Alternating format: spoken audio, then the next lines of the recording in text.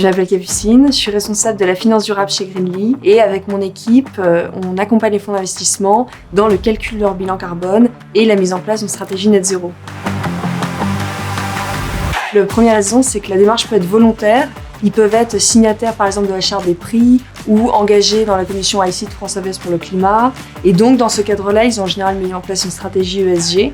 Et donc ils ont des besoins de reporting et Greenly leur fournit ce calcul de tonnes de CO2. La deuxième raison, c'est qu'ils peuvent être dans une typologie de fonds qui exige un reporting carbone, donc notamment les fonds article 8, article 9 au sens SFDR.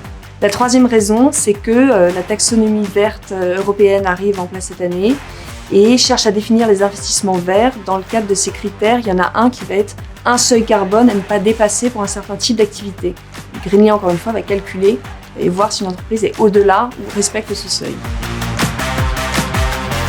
Concrètement, pour calculer un bilan carbone, on doit cartographier les émissions et respecter les scopes 1, 2 et 3 définis par l'ADEME. Donc ce qui est particulier pour un fonds d'investissement va être le scope 3 et particulièrement le poste 15 qui en fait regroupe le poids carbone des investissements. Nous chez Greenly, on a développé un module qui permet d'estimer ce poids carbone et une fois qu'on récolte la donnée, quand le bilan carbone a été fait pour l'entreprise en portefeuille, on la réimpacte dans le calcul du scope 3. On va ensuite lisser les effets de la croissance puisque ce qu'on calcule c'est la tonne de CO2 mais ramené au nombre de collaborateurs. Chez Greenly, on a énormément simplifié la collecte de données puisqu'on a une collecte de données semi-automatique sur les achats. Ensuite, on a des benchmarks sectoriels, à la fois pour les fonds et les entreprises en portefeuille qui vont leur permettre de situer leur score carbone. Et enfin, on a industrialisé le bilan carbone pour un déploiement simple du fonds d'investissement à toutes les entreprises en portefeuille.